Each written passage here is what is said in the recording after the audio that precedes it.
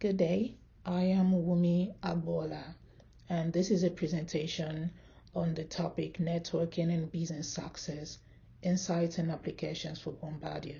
And I'll be presenting this with my team partner, Adnan Hamid.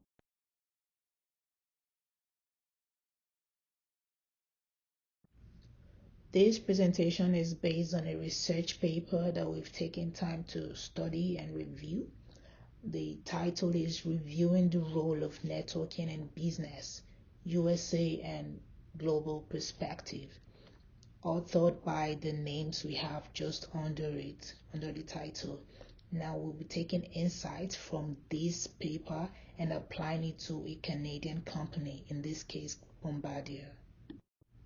Moving to the study overview, this research paper looks to show how networking is a critical driver of business growth, innovation, and resilience.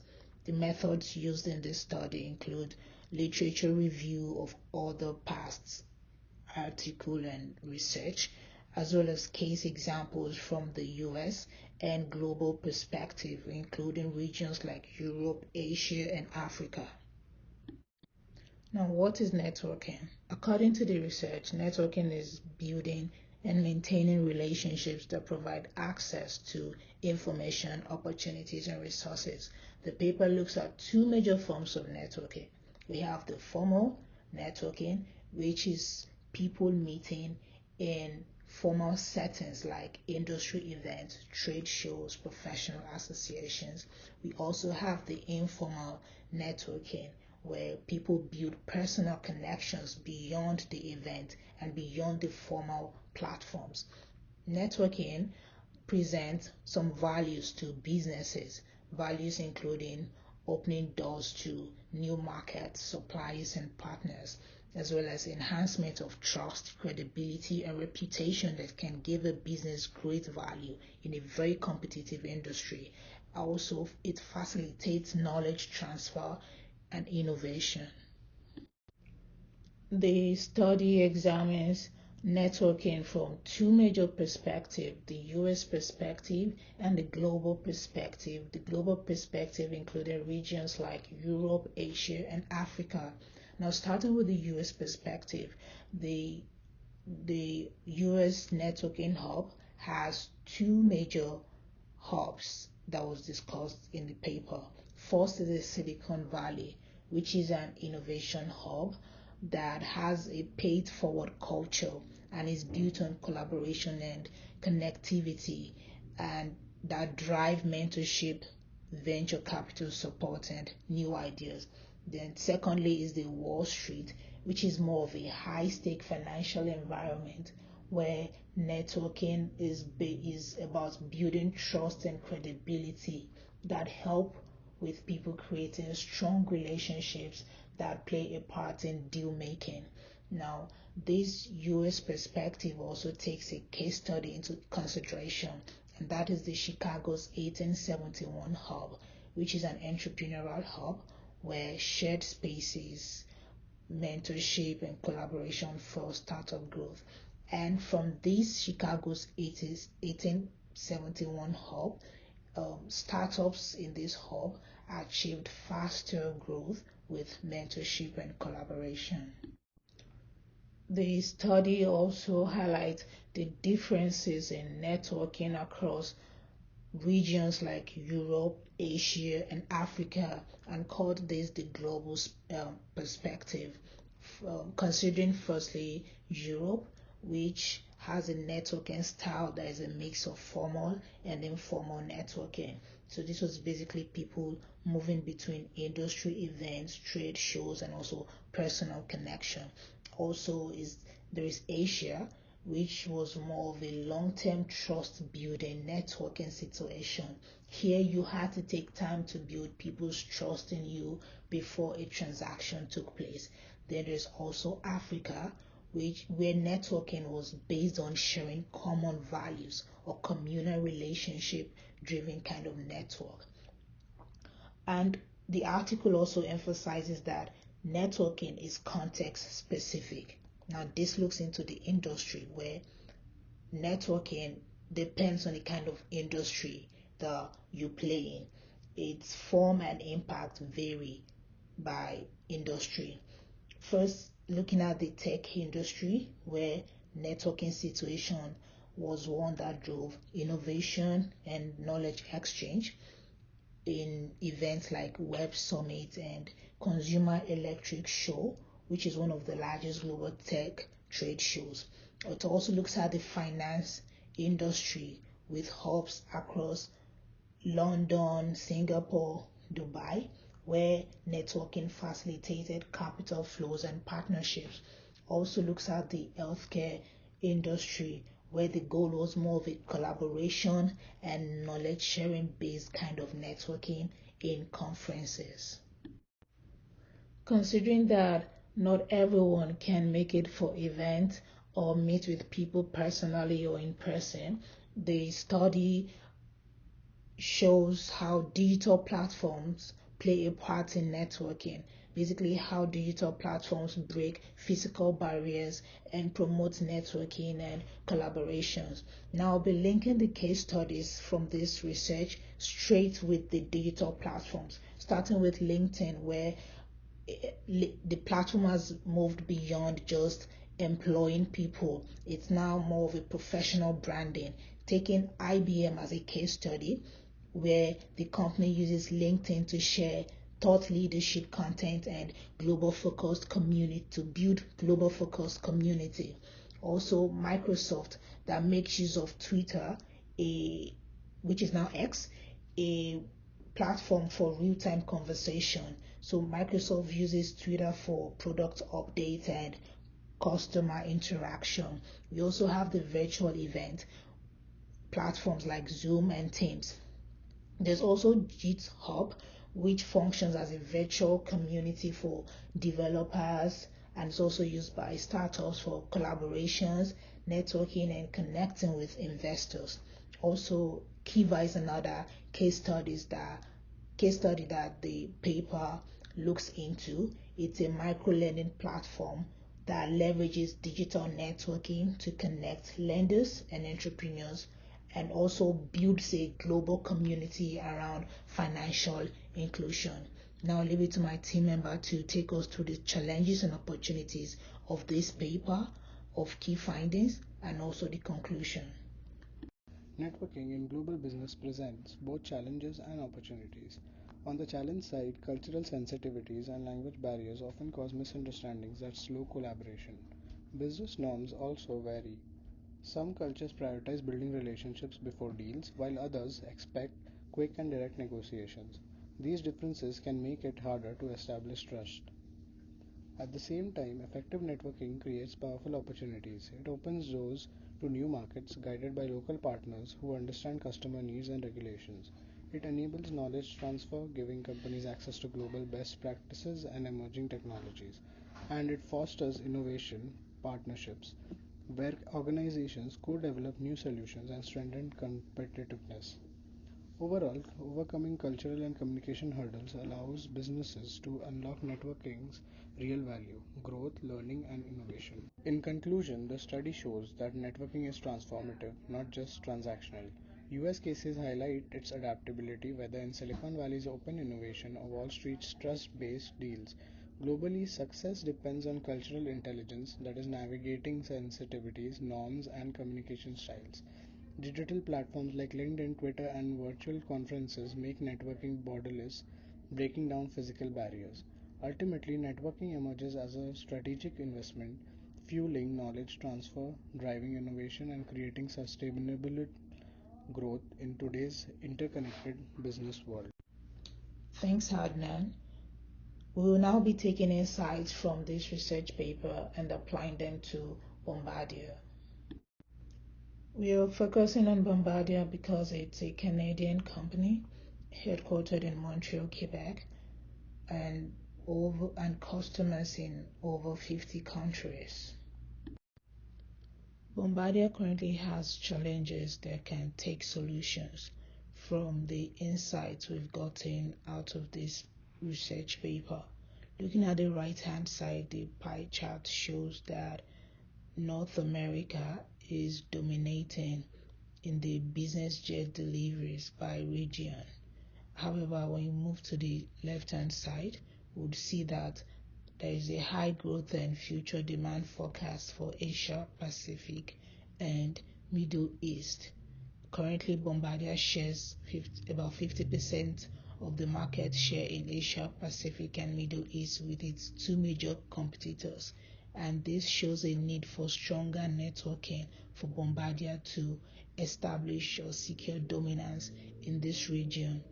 Moving on to the US innovation gap, Bombardier currently has its focus on Canada, and although it has a presence in the US, there are no major research and development partnerships in the US, and there are weak links to the Silicon Valley style innovation hubs, and Bombardier can explore that.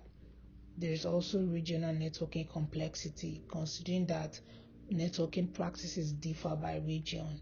It's something Bombardier would have to take into consideration, and the following slides would explain how Bombardier can explore networking activities across these regions.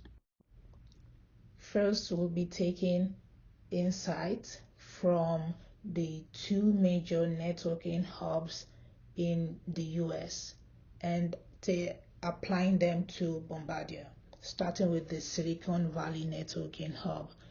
Considering that innovation thrives on collaboration and open networks, as confirmed by this research paper and a couple of other research papers like Cooper's et al. 2020. It's important for Bombardier to build research and development partnerships with US suppliers and tech firms to take advantage of the growth that's been forecasted for North America. Also, leverage knowledge sharing and co-development to speed up innovation cycles. Bombardier can also make use of networking to access new technologies like AI systems. Secondly, the other network hub, which is the Wall Street, the Bombardier can make use of the Wall Street style to improve on networking. No, we all know aircraft are high cost items and require financial backings.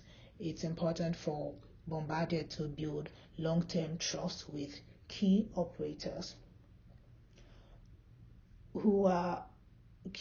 like NetJet and VistaJet, who are fractional ownership and subscription operators, and serve as financial gatekeepers between OEMs and corporate or individual clients. Bombardier can also partner with banks to create financial packages for buyers, and also network with investors to secure capital for research and development and growth. Now, all of this, when it comes to the Wall Street style, is dependent on building credibility, transparency, and trust, as well as maintaining them to be successful. Looking at insights from the global perspective that can be applied to Bombardier. In Europe, Bombardier can make use of networking at events like Paris and Farnborough Air Show, and make use of a blend of formal and informal networking platforms. In Asia Pacific, Bombardier can build trust and be patient with relationship building in places like Japan, China, and Singapore. In the Middle East and Africa, Bombardier can create communal ties and partnership in places like Nigeria and South Africa, as well as networking with the elite and government in the United Arab Emirates, Qatar, and Saudi Arabia through events like the Dubai Air Show and the Aviation Day Middle East and North America, coordinated by International Air Transport Association. North America is still the largest and most lucrative market, so Bombardier can maintain its core focus on North America. However, it can support this with the networking innovation hub style of Wall Street and Silicon Valley. Also expand deeper into Asia Pacific and Middle East. Although their share is smaller, but these regions have significant growth, as earlier mentioned. According to Reuters 2025 report, there is a 20% increase in private jets outside China, which includes India, Australia, and Japan. Also, the Middle East, including UAE, Qatar, and Saudi Arabia, is experiencing a surge in luxury aviation demand, which is driven by wealth growth that we are now seeing in these areas and mega events. Networking in Asia should focus on long-term trust-based relationship because this is what is valued in these areas and it should be prioritized with government and the elite. Bombardier can also look into a selective European regions for networking. Europe remains steady at 16% with key hubs in Paris and Farnborough and Geneva that have major air shows that Bombardier can find useful. Here, networking is a balance of formal and informal trust building, personal connections, and relationships.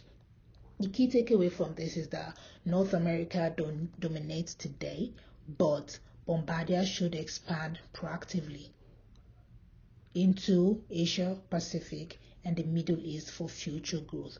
Also, Bombardier should take the opportunity or take insight from the Wall Street and Silicon Valley innovation hub style to improve their dominance in North America. It's been established that networking goes beyond events, and we have seen case studies of companies like International Business Machines, IBM, Microsoft, GitHub, Kiva, exploring the digital platforms for networking, and Bombardier can do the same thing, starting with LinkedIn, where executives can post about Bombardier's innovation, sustainability, and product excellence, something to build credibility and position Bombardier as a forward-thinking brand.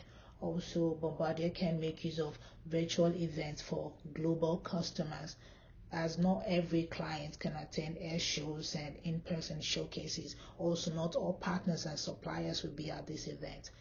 Bombardier can make use of virtual webinars, online product launches as we see Apple has done in the past and we continue to do. Bombardier can also make use of VR tours, which is now becoming prevalent, to expand access to potential buyers worldwide. This can help them expand their customer base. Then Bombardier can also make use of collaboration tools for engineering projects. Tools like Microsoft Teams and project portals to collaborate with suppliers, regulators, and clients. These platforms can help to enhance trust, transparency, and efficiency in different countries. For Bombardier, networking represents both significant challenges and exciting opportunities. On the challenge side, cultural missteps remain a risk. A small misunderstanding in etiquette or decision making style can weaken trust in international markets. Regulatory barriers are another hurdle, since aviation standards and export controls vary widely and can slow progress. And finally, long negotiation cycles, especially for government or airline contracts, mean Bombardier must maintain patience and persistence while building strong relationships. On the opportunity side, the Asia Pacific region is experiencing a surge in wealth and demand for private aviation, creating major potential for luxury jet growth. At the same time, green aviation partnerships offer Bombardier the chance to lead in sustainability by developing cleaner fuels, hybrid electric aircraft, and lighter materials. And importantly, the global business jet market is forecast to reach about $41 billion by 2032, showing that demand is not only strong but growing. Together, these challenges and opportunities show why networking must remain at the heart of Bombardier's global strategy. My recommendations focus on how Bombardier can strengthen its global networking strategy. First, the company should invest in cultural intelligence training so teams can adapt to different business norms and avoid costly missteps. Second, Bombardier needs to expand its digital thought leadership through LinkedIn, webinars, and industry forums, showcasing its innovation to a global audience. Third, adopting a hybrid networking model is key Traditional air shows and expos remain vital, but pairing them with virtual conferences ensures constant engagement. And finally, Bombardier should develop long-term partnerships in Asia and the Middle East, where demand for private and business jets is rapidly expanding. Taken together, these steps would allow Bombardier to build stronger global relationships, capture new opportunities, and secure its position as a leadership in aerospace. Networking is not just about making connections, it's about building resilience and driving innovation. For Bombardier, applying these networking principles means forging stronger partnerships, expanding into new markets, and securing long term growth. By treating networking as a strategic investment, Bombardier can continue to lead the aerospace industry and stay ahead in an increasingly competitive global market.